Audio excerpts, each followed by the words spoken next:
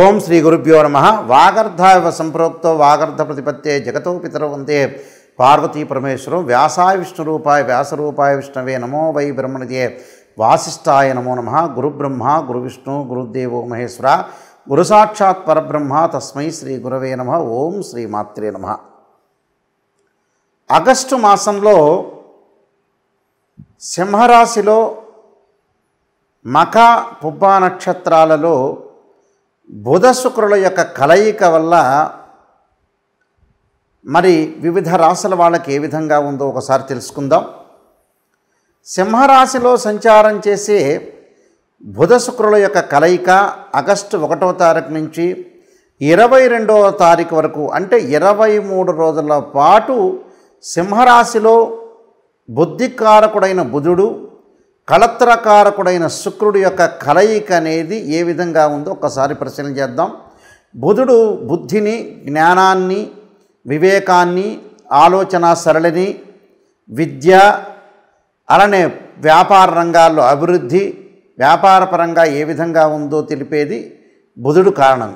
అందువల్లే బుధారిష్టేత్ సంప్రాప్తే బుధ పూజాంచకారయేత్ బుధధ్యానం ప్రవక్ష్యామి బుద్ధి పీడోపశాంతి అంటారు. అలానే శుక్రగ్రహము, శుక్రుడు వల్ల ధనము, సుఖము, సౌఖ్యము, వివాహము, కళత్రము ఇవన్నీ కూడా తెలిపేది, భోగభాగ్యాలను తెలిపేది శుక్రగ్రహం. అందువల్లే శుక్రారిష్టేత్ సంప్రాప్తే శుక్ర పూజాంచకారయేత్ శుక్రధ్యానం ప్రవక్ష్యామి కళత్ర పీడోపశాంతి అంటారు. అంటే వివాహం జరిపించేవాడు శుక్రగ్రహమే. ఏ జాతకంలో అయినా సరే అది గుర్తుపెట్టుకోవాలి. అలానే ఇక్కడ గోచారరీత్యా చెప్పబడే ఫలితాలు నిజంగా వాస్తవాన్ని గ్రహించడం అనేది చాలా ముఖ్యం. దానిలో ఏదైనా సరే ఒక నిర్ణయం తీసుకునేటప్పుడు మంచి చెడుల యొక్క మిశ్రమాలు అనేవి బాగా ఎక్కువగా ఉంటాయి. ఒక రాశి ఫలితం చెప్పేటప్పుడు చాలామంది కూడా జాగ్రత్తగా ఆలోచన చేయాలి. దానిలో మంచి ఉంటుంది, చెడు ఉంటుంది. కేవలం మంచి చెప్పటమే కాదు, చెడు వల్ల కూడా మనకు ప్రయోజనాలు కలిగే అవకాశాలు ఎక్కువ ఉంటాయి. అంటే ఒక ప్రమాదం జరుగుతుంది అని మనం చెప్పేటప్పుడు మనం ఆ ప్రమాదాన్ని నివారించగలగటం అనేది మన చేతుల్లో ఉండే అవకాశం ఉంటుంది. భగవంతుడి యొక్క ఆరాధన వల్ల కూడా మనకు మంచి జరుగుతుంది. అంటే this is the transit system అంటారు. అంటే గోచారరీత్యా చెప్పబడేవి బర్త్ చార్ట్కి గోచారానికి చాలా తేడా ఉంటుంది. అదొకటి లాట్ ఆఫ్ డిఫరెన్స్ అనేది ఉంటుంది. కాబట్టి మీరు ప్రతి ఒక్క ప్రేక్షకులు కూడా మీరు గమనించాలి. నిజాన్ని తెలుసుకోవడం చాలా ఇంపార్టెంట్. నిజం అనేది నిప్పు లాంటిది. అయితే శుక్రగ్రహము ఏ రాశి నుంచి బాగుంటుంది, ఏ రాశి నుంచి బాగలేదో ముందుగా చూస్తే శుక్రుడు 1, 2, 4, 5, 8, 9, 11 స్థానాల్లో సుఫలితాన్ని ఇస్తాడని మనకి గోచారం తెలుపుతుంది. అంటే వాళ్ళ రాశి నుంచి మనం క్యాల్కులేట్ చేసుకుంటే అంటే జన్మస్థానం కానీ, ద్వితీయ స్థానం కానీ, చతుర్థ స్థానం కానీ, పంచమ స్థానం కానీ, అష్టమ స్థానం కానీ, అలానే భాగ్యస్థానం కానీ లాభస్థానంలో ఉంటే సుఫలితాన్ని ఇస్తాడు. మిగతా వాటిల్లో ఉంటే చెడు ఫలితాలను ఇచ్చే అవకాశం అనేది ఒకటి ఉంటుందని మనకి తెలుస్తుంది. అలాగే బుధగ్రహము 2 అంటే ఆ రాశి నుంచి 2, 4, 6, 11 స్థానాల్లో ఉంటే సుఫలితాన్ని ఇస్తాడు. అంటే ద్వితీయంలో, చతుర్థంలో, షష్టమంలో, లాభంలో ఉంటే మాత్రమే శుభాన్ని ఇస్తాడు. మిగతా స్థానాల్లో మిశ్రమైన ఫలితాలు, మిగతా స్థానాల్లో చెడు ఫలితాలు ఇచ్చే అవకాశాలు ఖచ్చితంగా ఉంటాయి. అంటే వీళ్ళకి ఏ విధంగా ఉండబోతుందో ఒక్కసారి ప్రతి రాశిని కూడా మనం చూసుకునేటట్లయితే ఏ రాశుల వాళ్ళకి సింహరాశిలో 23 రోజుల పాటు సంచారం చేయటం వల్ల మధ్యలో ఒక 3-4 రోజుల పాటు కూడా ఇక్కడ ఏ విధంగా ఉండబోతుంది అంటే 3-4 రోజుల పాటు కూడా బుధుడు కొంత వక్రారంభం అనేది ఒకటి ఉంటుంది. అలానే ఈ జాతకపరంగా ఈ గోచారరీత్యా ఏ విధంగా ఉండబోతుందో ఒకసారి మనం పరిశీలన చేసుకోవాలి. చేసుకుంటే ప్రతి రాశి యొక్క విషయాన్ని మనం కూలంకషంగా తెలుసుకున్నట్టుగా అవుతాం. కాబట్టి ఇవన్నీ కూడా మనం తెలుసుకొని ముందుకు వెళ్తే దాని యొక్క పరిహారాలు చేసుకొని మనం ముందుకు వెళ్ళామనుకోండి మీకు మంచి జరిగే అవకాశం అనేది ఖచ్చితంగా ఉంటుంది. ధనుస్సు రాశి వాళ్ళకి భాగ్యంలో బుధుడు శుక్రుడు యొక్క కలయిక వల్ల సింహరాశిలో ఉండటం వల్ల ఇక్కడ అలసత్వం ఒకటి, అసంతుష్ట భోజనము అంటారు. అంటే మన సమయానికి చేయలేకపోవటం, సంతృప్తికరంగా భోజనం చేయకపోవటం. అంటే సంతృప్తికరంగా భోజనం చేయండి, సమయానికి ఆరోగ్యపరంగా శ్రద్ధ అనేది పెట్టాలి. ఆరోగ్యం మహాభాగ్యం అన్నారు, హెల్త్ ఈజ్ గ్రేట్ లక్ అన్నారు, హెల్త్ ఈజ్ వెల్త్ అన్నారు. మీ వల్ల వేరే వాళ్ళకి ప్రమాదం రాకుండా జరగకుండా చూసుకోండి. దాంతోపాటు ఈ శుక్రుని వల్ల కూడా ప్రేమ కలాపాలు, ప్రేమించడంలో తప్పు లేదు. తండ్రిని ప్రేమించవచ్చు, తల్లిని ప్రేమించవచ్చు, భార్యను ప్రేమించవచ్చు, పిల్లల్ని ప్రేమించవచ్చు. సరే, ఎంత ప్రేమ ఉన్నా కూడా తల్లిదండ్రులు, పిల్లలు, భార్య, అన్నదమ్ములు, అక్క చెల్లెలు వీళ్ళందరూ కూడా ముఖ్యమే. ప్రేమించిన వ్యక్తులకు కూడా పెద్దలను ఒప్పించి, గతంలో ఏదైతే పెద్దలను ఒప్పించకుండా ఎన్నో ప్రమాదాలు ఉండి పెద్దలు ఒప్పుకోవట్లేదని మానసికంగా ఆందోళన పడుతున్న అబ్బాయి అమ్మాయి పెద్దలను ఒప్పించి వివాహాలు చేసుకునే సందర్భం అనేది ఏర్పడుతుంది. వీళ్ళకి వివాహం చేసుకుంటారు. దేశభక్తి పెరగటం, గురువును పూజ చేయటం, కార్యసిద్ధి, ఆరోగ్యము, అలానే కులాచారాల పట్ల ఆసక్తి పెరగటం, ధర్మ కార్యాచరణాలు అంటే ధర్మ మార్గంలో ఉండటం, మంచి పనులు చేయటం, యజ్ఞయాగాది క్రతువుల్లో కూడా పాల్గొనే అవకాశాలు, అలానే అనారోగ్య బాధలు రాకుండా కాపాడుకోండి. వాహనాల మీద వెళ్ళేటప్పుడు కొంత శ్రద్ధ పెట్టండి. అతి వేగం అనేది పనికిరాదు. గౌరవాన్ని మీరు పెంపొందించుకోండి. అగౌరవ మర్యాదలు తెచ్చుకోకుండా ఉండటం మంచిది. కుటుంబంలో కూడా అలానే ఆవేశము, కోపం పెరగకుండా శ్రద్ధ పెట్టండి. ఉద్యోగంలో మార్పిడి జరగటం, వ్యాపారంలో కొన్ని మార్పులు, బంధుమిత్రులతో మనస్పర్ధలు లేకుండా మెలగండి. ధనధాన్య వృద్ధి కలుగుతుంది, ఇష్టకార్య సిద్ధి కలుగుతుంది. కీర్తి, అలంకారము, గౌరవ సభల్లో కూడా మీకు అనుకూలంగా ఉంటుంది. దోషణలు భూషణలు లేకుండా ఉండండి. ఎవరిని కూడా క్రిటిసైజ్ చేయొద్దండి, విమర్శించొద్దండి.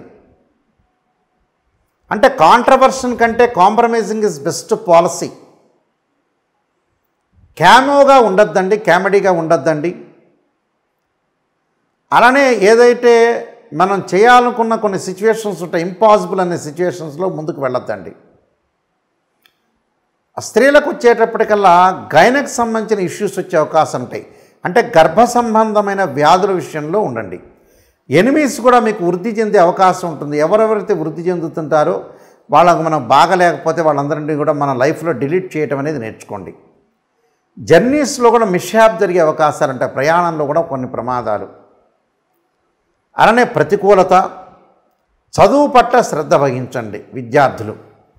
ఎందుకంటే విద్యార్థులకు ముఖ్యమైన విషయం ఏంటంటే తల్లిదండ్రులు ఎంతో కష్టపడి చదివిస్తూ ఉంటారు. నిజంగా ఆ చదువు పట్ల వాళ్ళు తినకనో కష్టపడటం, ఉద్యోగానికి వెళ్ళటం, కూలీ నాలీ చేస్తుంటారు, మంచి బిజినెస్ వ్యాపారం చేస్తుంటారు, వ్యాపారం రకరకాల నష్టం జరుగుతుంటుంది. కానీ పిల్లల మటుకు క్రమశిక్షణ అనేది చాలా ఇంపార్టెంట్.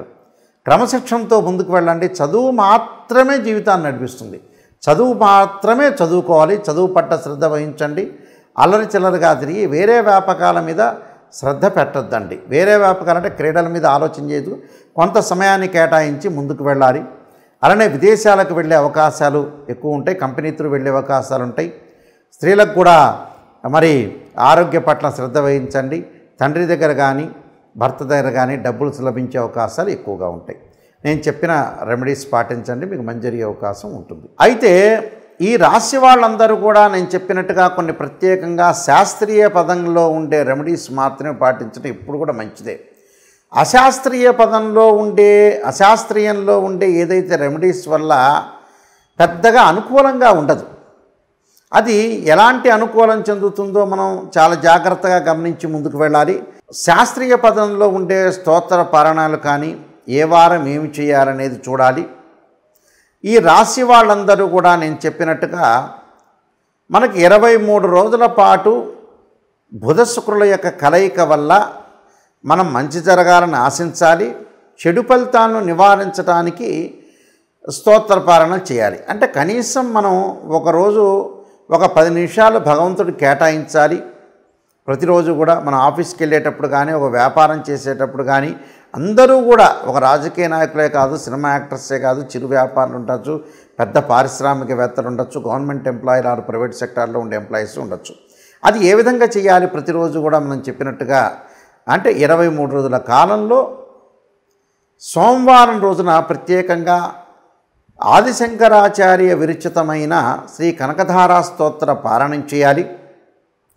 రెండవ సోమవారం అంటే ఆగస్టులోనే రెండవ సోమవారం రోజున ఓం నమఃశివాయ పంచాక్షరి 21 సార్లు కానీ 27 కానీ 54 కానీ 108 సార్లు కానీ చేయటం. ఇంకొక సోమవారం వచ్చే రుద్రగాయత్రి మంత్రాన్ని తత్పురుషాయ విద్యే మహాదేవాయ ధీమహి తన్నో రుద్ర ప్రచోదయాత్ అనే మంత్రాన్ని అలానే శివకవచ స్తోత్ర పారాయణం చేయటం చాలా మంచిది. తదుపరి మంగళవారం రోజున కార్తవీర్యార్జునుడి యొక్క మంత్రము అలానే శ్రీ ప్రజ్ఞా వివర్ధన కార్తికేయ స్తోత్ర పారాయణం చేయాలి. అంటే శ్రీ ప్రజ్ఞా వివర్ధన అంటే కార్తికేయ స్తోత్ర పారాయణం చేయటం మంచిది మంగళవారం పూట. అది ఉదయం చేయొచ్చు, మీకు కుదరకపోతే సాయంత్రం కాలం స్నానం చేసి ప్రదోష కాలంలో కూడా చేయొచ్చు. అలానే బుధవారం రోజున శ్రీ గణేష ద్వాదశనామ స్తోత్ర పారాయణం చేయొచ్చు. అలానే గణపతిని ఆరాధన చేయటం అనేది మంచిది. అంటే వక్రతుండ మహాకాయ కోటి సూర్య సమప్రభ నిర్విఘ్నం కురుమే దేవ సర్వకార్యేషు సర్వదా అనే మంత్రాన్ని తత్పురుషాయ విద్యే వక్రతుండాయ ధీమహి తన్నోదంతి ప్రచోదయాత్ అనేది మంత్రాన్ని చదవండి. ఉదయం పూట కుదరకపోతే సాయంకాలంలో కూడా చదవచ్చు. ఇది బుధవారం రోజున చేయాల్సింది. గురువారం రోజున దత్తాత్రేయ స్వామి యొక్క స్తోత్రాన్ని దత్త కవచాన్ని చదవటం మంచిది. అలానే శుక్రవారం రోజున ప్రాతకాలం కానీ ప్రదోషకాల సమయంలో కానీ శ్రీ గౌరీ దశక స్తోత్ర పారాయణం చేయటం, గౌరీ దేవత ఆరాధన చేయటం, శ్రీ త్రిపుర సుందరి స్తోత్ర పారాయణం చేయటం చాలా మంచిది. ఇది శుక్రవారం రోజున చేయాలి. శనివారం రోజున వచ్చేటప్పటికల్లా లక్ష్మీ నరసింహస్వామి పంచరత్న స్తోత్ర పారాయణం కానీ లేకపోతే విష్ణు సహస్రనామ పారాయణం కానీ ఉదయం కానీ సాయంత్రం కానీ చేయొచ్చు. ఆదివారం రోజున వచ్చేటప్పటికల్లా జగన్నాథ అష్టక స్తోత్ర పారాయణం చేయండి.